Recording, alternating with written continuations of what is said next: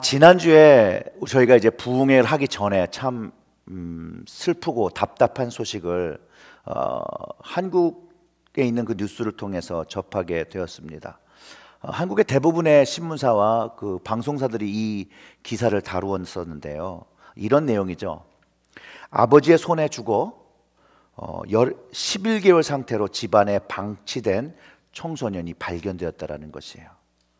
이 아버지는 딸을 사망시킨 후에 가출 신고를 했다라고 신고한 것으로 조사되어서 더 충격적입니다. 그 부천 지역에서 일어난 일인데 그 이전에 부천 초등생 사건에 이어서 또 일어난 사건이기 때문에, 학대 사건이기 때문에 더 충격을 주고, 그리고 더 충격적인 사실이 이 아버지가 독일에서 유학하고 서울신학대학교 견임교수를 하면서 한 교회를 담임하고 있던 목사란 사실에 또 많은 사람들이 놀라고 실망하였다라는 것입니다. 사람들이 정말로 기가 막혀 하는 것은 그가 딸을 죽인 후에도 11개월 동안 목회를 하고 신학생들을 가르쳐 왔다라는 것이죠. 그는 지금 부인과 함께 살인 및 사체유기, 아동복지법 위반 혐의가 적용되어서 검찰에 송치되었습니다. 세간의 사람들의 생각 속에는 이 아버지는 딸을 때려 죽이고 은폐한 박사 출신 목사라고 인식되고 있습니다. 지난주에 이 사건을 들으면서 마음이 너무도 불편하기 시작한 거예요. 이걸 도대체 어떻게, 무슨 일이로, 참 마음이 불편하더라고요. 그리고 이런 것들을 어떻게 이야기하고 또 이런 거에 대해서 질문을 하시는 분들에게 어떻게 답변을 해드려야 하나. 뭐 제가 한 일도 아니니, 또 내가 살고 있는 그것도 아니니 잊어버리려고 해도 불편하다라는 것이에요. 뭐 한국에 사는 사람들도 본인 스스로가 헬 조선에 산다고 말하면서 한국의 삶이 지옥 같다고 그렇게 생각하니, 그러려니 할래도 너무 마음이 불편합니다. 그래서 이것을 놓고 주님께 지혜를 구했습니다. 그랬더니 김동원 목사님이 어떤 이 사건을 인터뷰한 기사가 나더라고요. 그거를 잠깐 나눠볼게요. 이 김동원 목사님이 이렇게 말씀하십니다. 목사든 박사든 놀라워하며 경악해하는 사람이든 그게 나든 사람은 누구나 순식간에 그런 범죄를 저지르고 그런 식으로 대처할 수 있다며 순식간에 그게 사람이라고 말하셨습니다. 사람이면 누구든지 그럴 수 있다. 목사도 박사도 그럴 수 있다라는 것이죠. 그게 사람이고 목사고 박사다.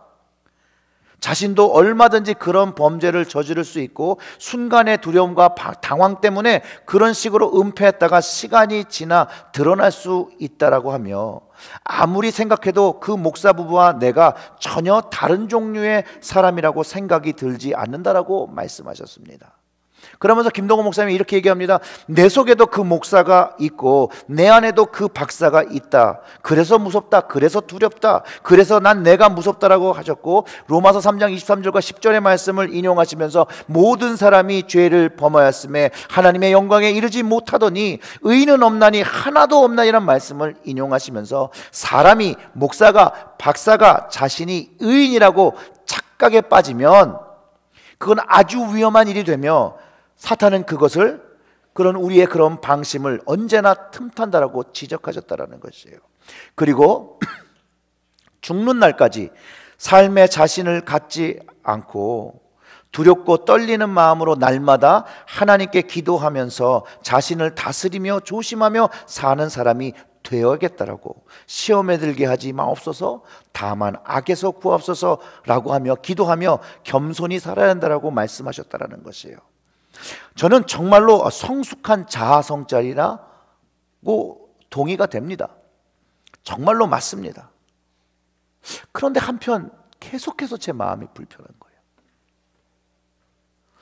그럼 우리는 이런 구제불능과 같이 우리는 바뀔 수 없는 존재인데, 그럼 이런 구제불능과 같은 우리에게 왜 주님은 소금과 빛이 되라고 예수님이 말씀하셨냐는 것이죠.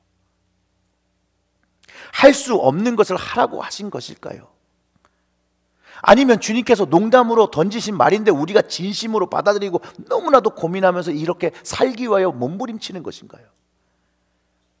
그냥 빛도 아니고 그냥 소금도 아니고 세상의 빛, 세상의 소금이라고 말씀하시면서 이런 모습이 세상 사람들에게 보여지고 나타나서 그 사람들이 그 모습을 보고 하늘에 계신 너희 아버지께 영광을 돌리게 하라고 하신 그 주님의 말씀이 있는데, 현재 우리들의 목회자들의 모습과 그리스도인들의 모습과 교회의 모습들이 사람들에게 어떻게 비춰지고 있고, 세상 사람들이 그 우리의 모습을 보면서 하늘에 계신 우리를 구원하시고 거듭나게 하신 그 하나님 아버지께 영광을 돌리고 있는 그 통로의 역할을 감당하고 있는지 뒤돌아볼 때 그렇지 못한 모습이 너무 많다는 것이죠.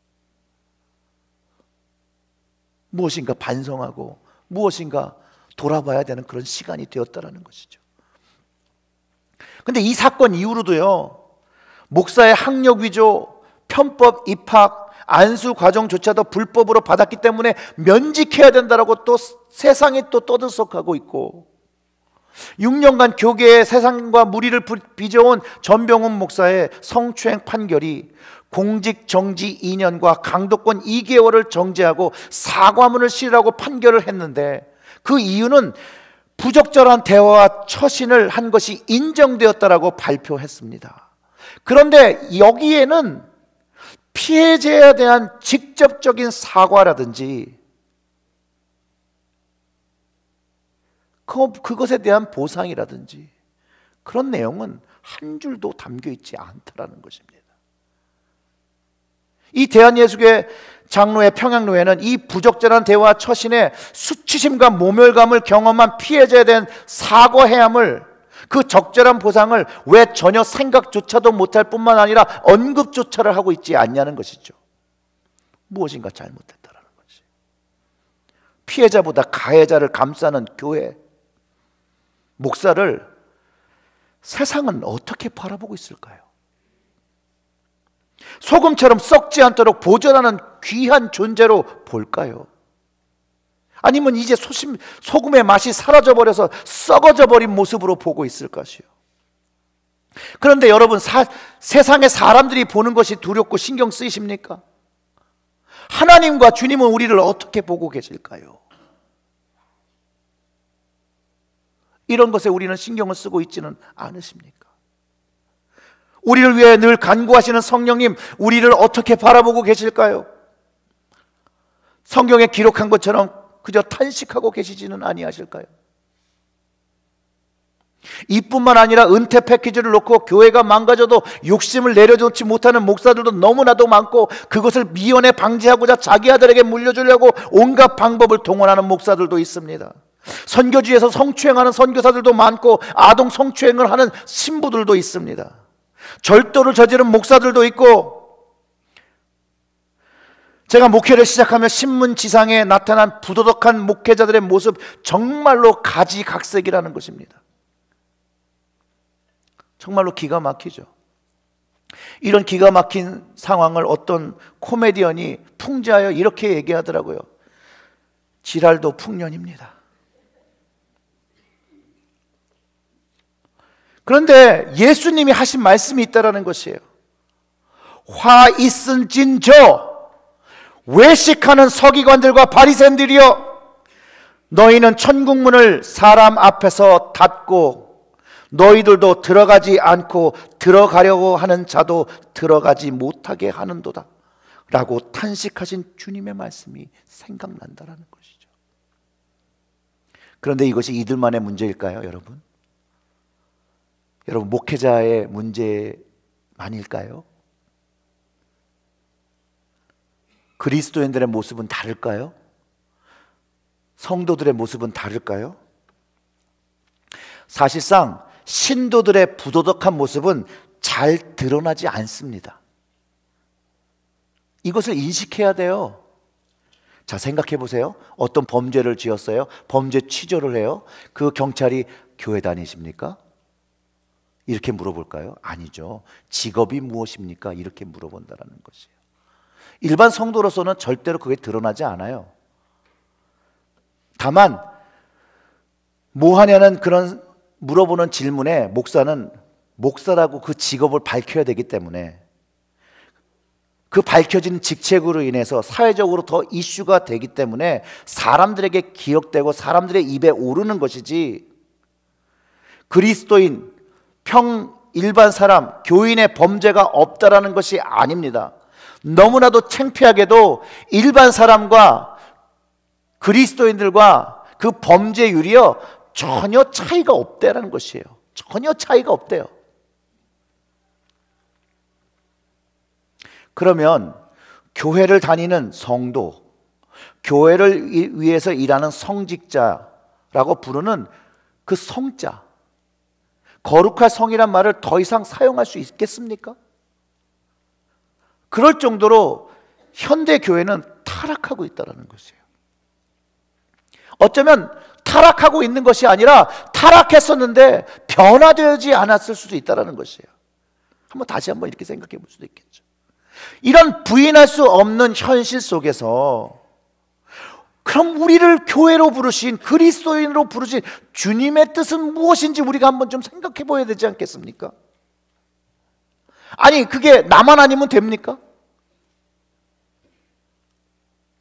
나는 다릅니까? 우린 다릅니까? 그러나 이런 시대를 살아가는 우리에게, 나에게 주님이 무엇을 말씀하고 계시고 이 시대를 살아가는 우리에게 그리스도인으로 부르신 그 이유가 도대체 무엇인지를 한 번쯤은 생각해보고 그 주님의 말씀에 귀를 기울여 봐야 되는 거 아닙니까? 2주 동안 정말로 고민하고 기도하고 성령님께 지혜를 구하고 인도하심을 구할 때 주신 말씀이 바로 오늘 우리가 읽은 그 말씀입니다. 오늘의 현실의 모습, 예수님이 계셨던 그 현실의 모습이 동일한 부분이 있다는 것이에요. 서기관들, 바리새인, 그 외식하는 사람들, 모세의 자리에 앉았다라면 현대의 목사와 그리스도인들은 주님의 자리에 앉아있다는 것이에요. 그리고 외식하는 모습으로 살아간다는 것이죠. 그것을 성령님이 깨닫게 해주셨다는 것이에요. 모세의 자리에 앉은 그들을 보면서 예수님은 제자들에게 오늘 이렇게 말씀하신 거예요. 무엇이든지 그들이 말하는 바는 행하고 지키되, 말은 똑바로 한다라는 것이에요. 말은 옳은 것을 얘기하는데 그들이 하는 행위는 본받지 말라. 그들의 행위는 정말로 잘못된 것이라고 예수님이 말씀하시는 것이죠. 그들은 말만 하고 행하지 아니하며 무거운 짐을 묻고 사람의 어깨에 지우되 자기는 이것을 한 손가락으로도 움직이려 하지 아니하며라고 말씀하신다라는 것이에요. 맞습니다. 이 시대에 우리를 실망시키는 외식된 목회자와 교회와 그리스도인들의 모습이라는 것이죠. 그들의 모습은 정확합니다. 말만 하고 행동이 없습니다. 바로 예수의 자리에 앉은 사람입니다. 주님은 그런 상황 속에서 제자들에게 이렇게 말씀하셨어요. 동일하게 여전히 그 말을 해야 되고 옳은 것을 말해야 되고 또 그 옳은 것을 행하라고 말씀하셨다는 거예요. 그리고 잘못된 것은 본받지 말라고 하셨다는 것이에요. 그게 예수님이 주신 디렉션입니다. 그리고 예수님이 말씀하신 화 있을진저 외식하는 서기관들과 바리새인들이여, 너희는 천국문을 사람들 앞에서 닫고 너도 들어가지 아니하고 들어가려 하는 자도 들어가지 못하게 하는도다 라고 탄식하신 주님, 그들의 행위가 천국에 들어가려는 사람들조차 들어가지 못하게 하고 있다라고, 그렇게 우리의 행위는 주님의 말씀에 순종하고 행하는 사람이 되어야 된다라고 말씀하시는 것입니다. 사랑하는 성도 여러분, 우리의 모습, 여러분의 모습, 저의 모습은 다 부족한 모습이 있습니다. 그러나 이런 부족한 모습을 본받으라고 그걸 쫓아가라는 얘기는 아닙니다. 그건 하지 말라는 것이죠. 끊어내라는 것이죠. 변화해야 된다고 말씀하시는 것이죠. 그럼에도 그리스도인으로, 목사로 말하며 사는 것, 바로 그것들은 지켜서 살아가야 된다는 것이에요. 우리는 일반적으로 흔히 말하죠. 모두 사랑과 은혜를 베풀어야 한다고 말을 다 합니다. 그러나 말은 하나 우리가 행동으로 하고 있지는 않은지, 우리 스스로를 철저하게 돌아보아야 됩니다. 우리가 말을 하나 행동이 없다면 우리는 이미 주님의 자리에 앉아 있다라는 것이에요. 혹시 우리의 입술로 목사는 이래야지, 장로는 이래야지, 그리스도인들은 이래야지, 권사는 이래야지 라고 비판하는 그런 말에 행동이 있다면 그 비판되는 모습을 우리의 삶 속에서 나부터 먼저 해야 된다는 것이에요. 나부터 끊어야 되는 모습인 것을 주님이 가르쳐 주시게 제자들에게 말씀하고 계신다는 것이에요. 오늘 본문의 그 외식된 자들, 그들의 모든 행위는요, 하나님께 맞춰져 있지 않고 사람에게 맞춰 있고 자기 자신에게 맞춰 있습니다. 그래서 곧 경문의 띠를 넓게 하고 옷수를 길게 하고 잔치의 윗자리와 회당의 높은 자리와 시장에서 문안받는 것을 좋아한다라고, 모세의 자리에 앉은 자의 모습, 주님의 앉은 자리에 앉은 사람들의 모습을 예수님이 그렇게 말씀하고 계십니다. 사람에게 보이는 것 좋아하고 무엇을 하든지 신경 쓰는 중심이 자기 자신인 것, 그리고 사람을 신경 쓰는 것, 그리스도인이나 말하고 무슨 일을 할 때 자기 자신과 사람이 먼저 그 중심에 있다라면 잘못됐다라는 것입니다.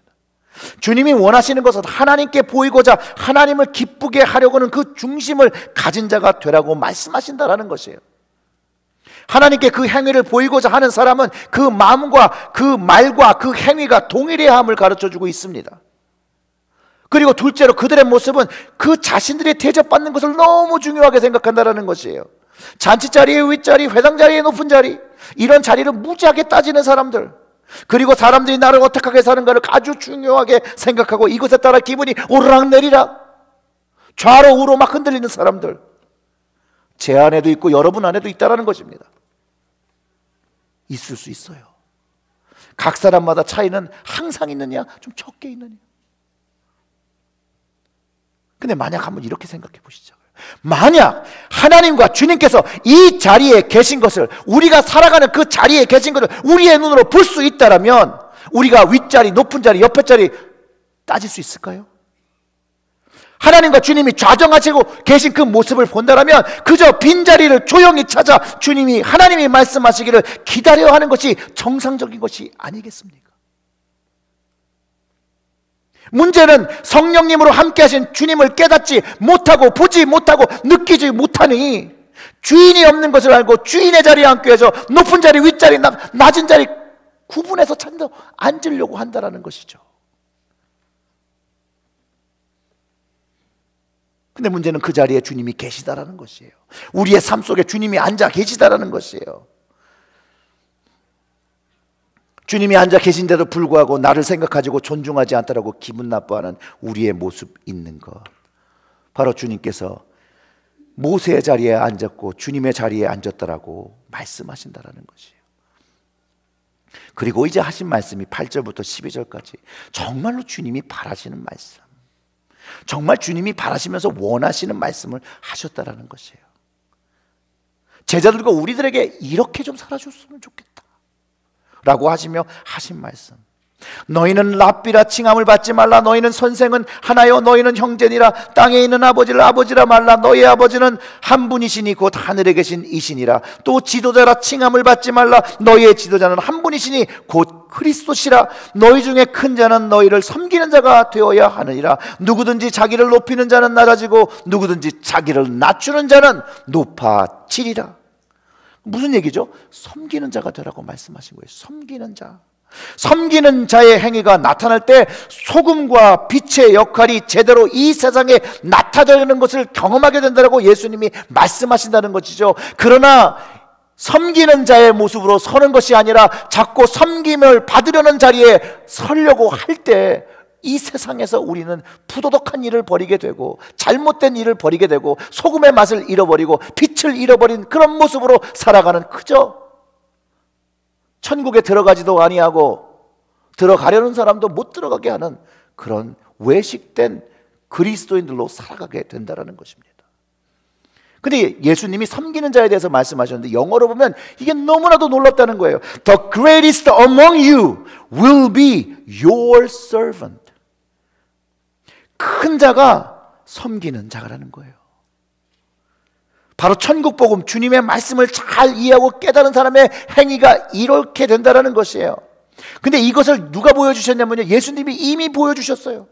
십자가를 통해서 보여주셨다는 거예요. 주님은 정말로 가장 큰 분이신데 섬기는 자가 되어서 모든 사람, 주님의 종 되신 사람들의 죄를 지고 모욕 당하시고 아픔 당하시고 죽기까지 낮아지신 그 섬기신 분, 누가 높였죠? 하나님께서 높이셨다라는 거예요. 예수님이 하신 이 말씀은 예수님은 그대로 행하셨다라는 것이에요. 바로 그것이 십자가의 길, 섬김의 길이었다라는 것이죠. 주님은 말만 하신 분이 아니에요. 그 말씀에 책임을 지시고 자기가 가르치신 그 말씀대로 사신 우리의 그리스도이시고 주인이신 걸 믿으시기를 주님의 이름으로 축원합니다.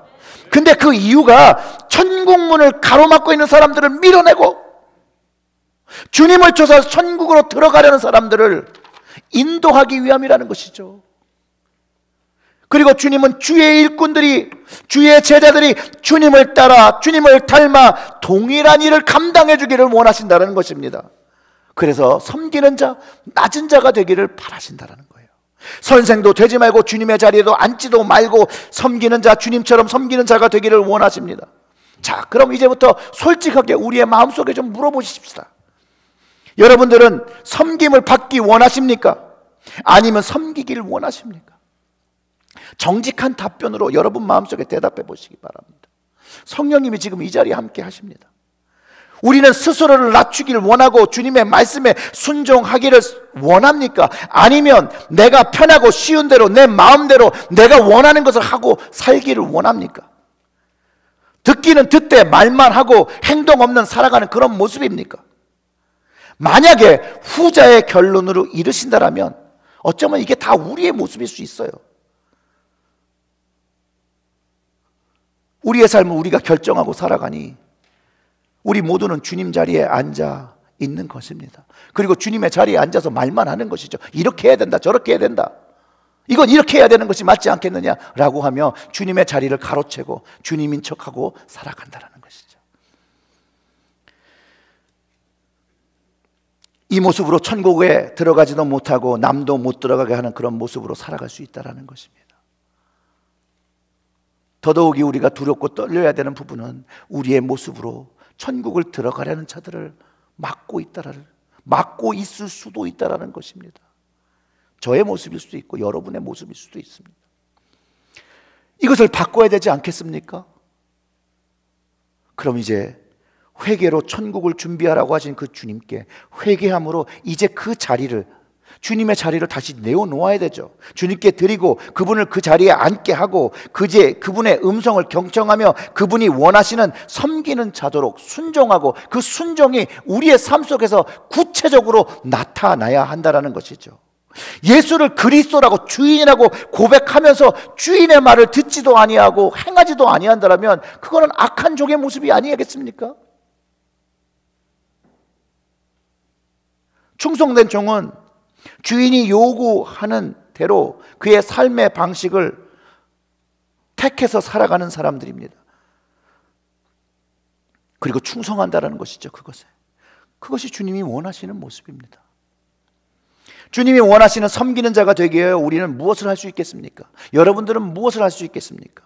주님이 진정으로 이것이 바라시는 것인데 섬기는 자가 되기 위해서 내가 무엇을 구체적으로 오늘 내 삶 속에서 할 수 있겠습니까? 영어로 보면 거기에 be your servant라고 했죠. 자신의 종을 섬기는 섬김, 그 예수님이 보여주신 그것이라고 말씀드렸잖아요. 주님의 종을 위하여 그 주인 되신 분이 십자가를 지며 아픔을 당하며 새로운 생명을 위하여 자신을 드렸다라는 것이죠.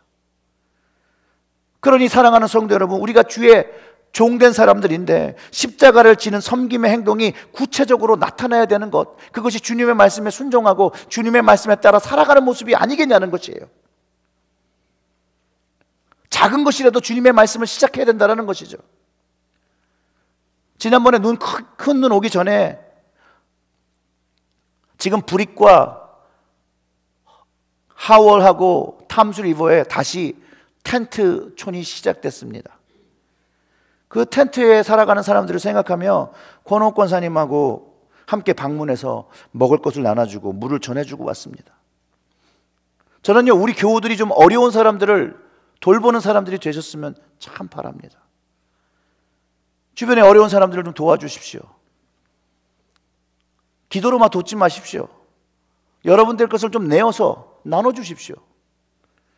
IT에 아이들을 위해서 악기를 기증해 주시고 헌금해 주신 분들 너무나도 감사드립니다. 정말로 이제 내일 가지고 가거든요. 내일 그 악기가 도착해서 이제 그 악기를 만지며 그 악기를 연주할 그 아이들을 상상만 해도 즐겁지 않습니까? 정말 소망이 없는 아이들에게 그 악기의 음악을 연주하면서 그래도 그들이 살아갈 소망을 갖는다면 얼마나 이게 놀라운 일입니까? 제가 여러 번 말씀드렸지만 맘모스 은혜 가족의 모든 가정들이 컴패션이나 월드비전을 통해서 각 가정당 한 사람의 한 어린이라도 후원했으면 참 좋겠다라는 것이에요. 우리가 적게 70가정이 있는데 우리가 70명의 어린이를 세상에서 감당할 수 있다면 얼마나 좋겠습니까? 더 많이 감당할 수 있죠. 사실 솔직하게 말해서 우리가 여러분들이 조금만 아꼈으면 사고 싶은 거 안 사고 비싼 거 쓰지 않고 싼 거 쓰면 이 세상에 도울 수 있는 일이 너무나도 많다라는 것입니다. 이것은 저에게도 도전이지만 여러분에게도 도전이 되어져야 된다는 것이죠. 정말로 이것이 주님의 말씀으로 도전되어서 섬기는 자가 되시기를 주님의 이름으로 축원합니다. 어려울지라도 성령님을 의지하며 말만 하는 그리스도인의 이미지를 이제 벗고 말과 행동을 일치시켜 세상이 썩어지는 것에서 지키는 소금처럼 어두워져가는 세상에서 밝히는 빛처럼 살아서 하나님께 기뻐하시는 신령과 진정으로 드리는 삶의 예배를 드리시기를, 그런 가정 되시기를 주님의 이름으로 축원합니다. 기도하겠습니다.